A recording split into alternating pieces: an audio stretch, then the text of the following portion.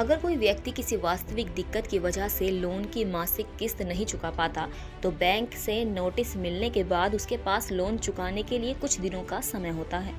इसके बाद भी अगर लोन ना चुकाया जाए तो बैंक कर्मचारियों के कुछ रूल्स होते हैं जिनका उन्हें पालन करना चाहिए, ना कि अपनी गुंडागर्दी पर आ जाना चाहिए।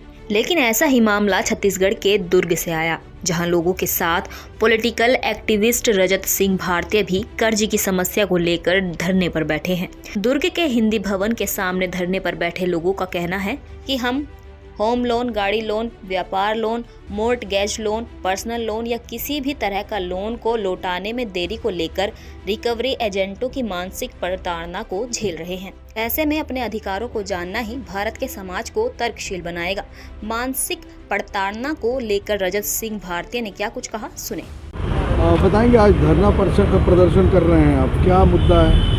देखिए, धरना प्रदर्शन करना एक तो लोकतंत्र की खूबी है कि लोकतंत्र में जब व्यक्ति नाखुश होता है तो वो कुछ चीज़ें उछालता है, कुछ मुद्दे उछालता है और उस मुद्दे से बहुत सारे लोग जब कनेक्ट हो जाते हैं तो वो धरना का काम बन जाता है। आज हम बैंकों के खिलाफ धरना प्रदर्शन कर रहे हैं, एनबीएफसी के खिलाफ धरना प्रदर्शन कर रहे हैं, लोन एप्लीकेशन के खिलाफ धरना प्रदर्शन कर रहे हैं। हर एक संस्था, जो संस्था लोन देने का काम कर रही है, उन सभी के खिलाफ धरना प्रदर्शन किया जा रहा है। और ये भारत देश में बहुत बड़ी साजिश चल रही है कि आरबीआई ने छापा है 34 लाख करोड़ रुपए की करेंसी, यानी कि जितने भारत देश में नोट हैं और जितने भारत देश में सिक्के हैं, उनकी यदि गणना की जाए तो ये रिपोर्ट है, 2023 की रिपोर्ट है कि 34 लाख करोड़ की करेंसी छापी गई भारत देश में। और 2023 की ही रिपोर्ट है कि एसबीआई ने 32 लाख करोड़ का कर्जा दे दिया, पीएनबी ने, बैंक ऑफ बड़ौदा ने 9.5 लाख करोड़ का कर्जा दे दिया, पीएनबी ने 8 लाख करोड़ का कर्जा दे दिया, कैनरा बैंक ने 8.5 लाख करोड़ का कर्जा दे दिया। ऐसे करके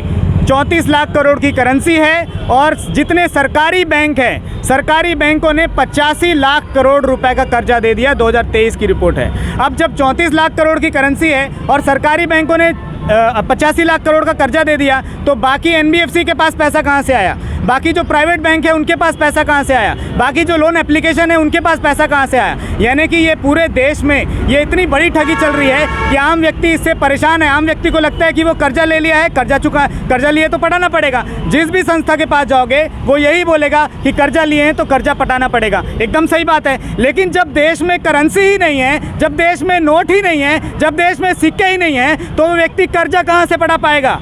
और सरकारों से जब सवाल पूछा जाता है तो सरकार भी हाथ खड़े कर लेती है कि हमको नहीं पता। सरकारों से ये सवाल किया जाता है कि कर्जा माफ़ कैसे होता है, तो सरकार बोलती है आरबीआई बताएगी। आरबीआई से पूछा जाता है कि कर्जा माफ़ कैसे किया जाता है, तो आरबीआई बोलता है बैंक बताएंगे। बैंक से पूछा जाए कि कर्जा माफ़ किया जाता है, बोलता है आरबीआई बताएगी।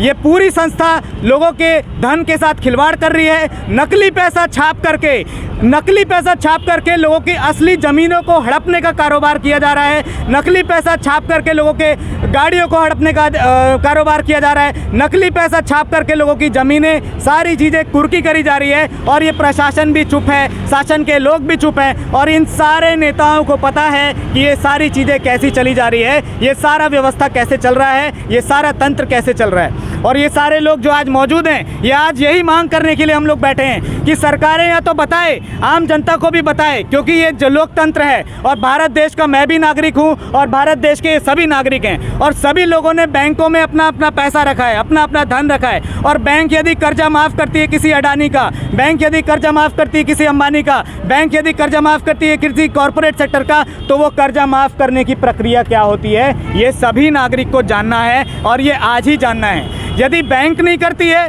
तो आरबीआई करती है, यदि आरबीआई करती है तो आरबीआई को भी आज बताना पड़ेगा कि कर्जा माफ़ी की क्या प्रक्रिया है, कैसे कर्जा माफ़ किया जाता है। यदि आरबीआई नहीं करती है, यदि सरकार करती है, क्योंकि वित्त मंत्रालय करता है कभी कभी, तो वित्त मंत्रालय बताएगा कि कर्जा माफ़ की प्रक्रिया क्या है। पूरी प्रक्रिया हमको लिखित में चाहिए। यदि भारत सरकार नहीं बताती है तो राज्यों की सरकार बताएगी, क्योंकि राज्यों की सरकार ने भी किसानों का कर्जा माफ़ किया है। और जब किसानों का भी कर्जा माफ़ हुआ है तो ये प्रक्रिया क्या है, इसके बारे में सभी नागरिक को जानना अधिकार है। ये मेरा भी अधिकार है और ये भारत देश के एक एक नागरिक का अधिकार है, क्योंकि बैंकों में मेरा भी पैसा है, एनबीएफसी में मेरा भी पैसा है, बहुत सारे प्राइवेट संस्था काम कर रही है, उसमें सभी नागरिकों का पैसा लगा हुआ है। और ये ठगी हम होने नहीं देंगे भारत देश में। इसी के लिए आज धरना प्रदर्शन किया जा रहा है। काफ़ी लंबे समय से आप लोग का ये कर्जा मुक्ति अभियान चल रहा है जी। तो अभी तक कहाँ तक पहुँचे हैं? क्या केंद्र सरकार ये कहती है कि हमारा जो ये मुद्दा है वो मुद्दा हम बना रहे हैं, जबकि केंद्र सरकार को ये पता नहीं है कि अभी लोग जागरूक नहीं हुए।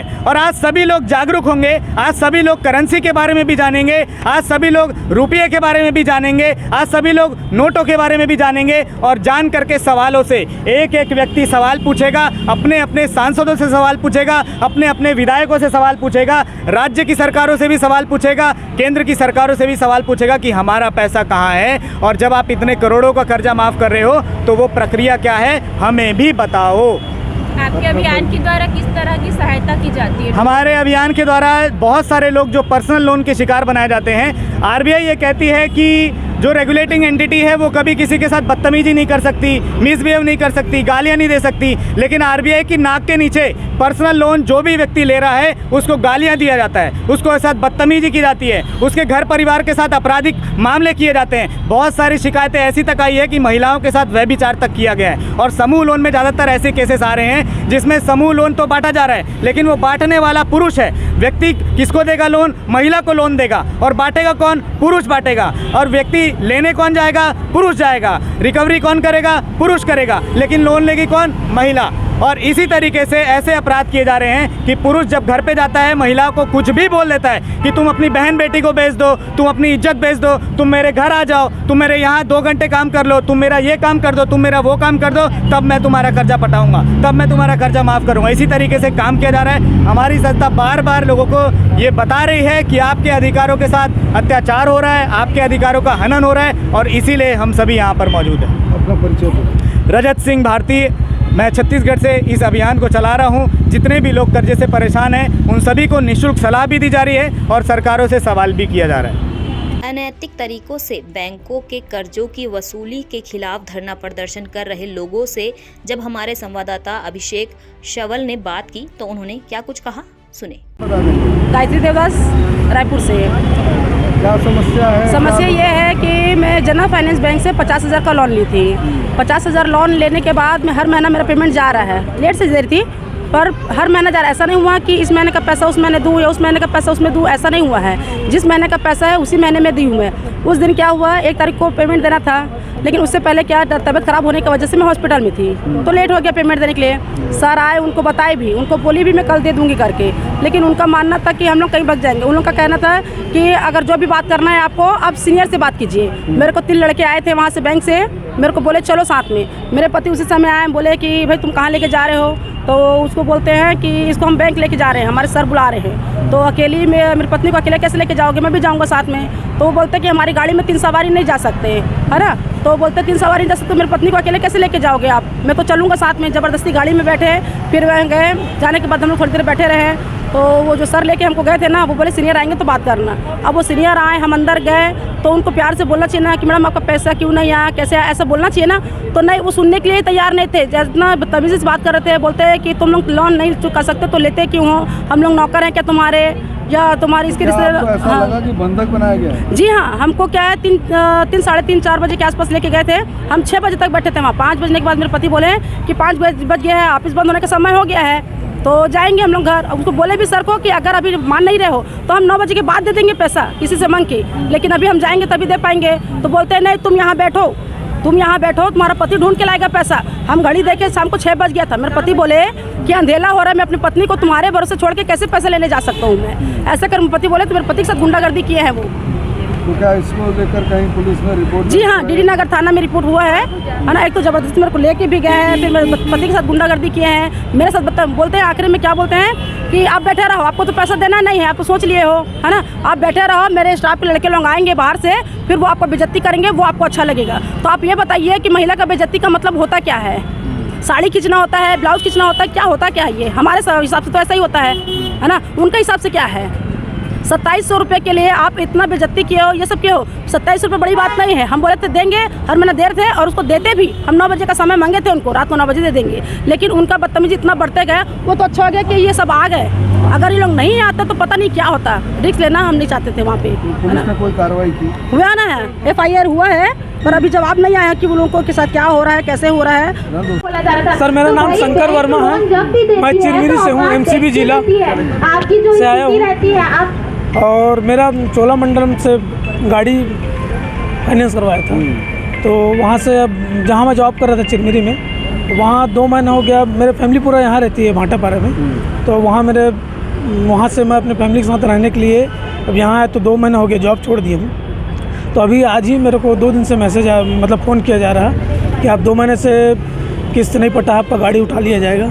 इस टाइप का मेरे को बैंक मतलब धमकी दिया जा रहा है। तो कुछ बदतमीजी भी कर रहे थे, ऐसा कुछ बात सामने? बस ये धमकी दिया जा रहा है कि मेरे को कि गाड़ी उठा लेंगे, नहीं तो बाकी आप समझना, फिर क्या पेनल्टी लगेगा, क्या करना फिर उसमें, और 2 किस्त जो आप नहीं पटाए हैं उसमें फिर और ज़्यादा लगेगा, फिर आप समझना, ये बोल रहे हैं सर। सवाल ये है कि लोग अपनी परेशानियों के चलते बैंकों से लोन लेते हैं, लेकिन लोन के बाद बैंक की तरफ से उन्हें प्रताड़ना सहनी पड़े, तब लोग क्या करें? क्या आपके साथ भी कभी इस तरीके का बर्ताव हुआ है? तो हमें कमेंट करके ज़रूर बताएं और देखते रहिए जनहित टाइम्स।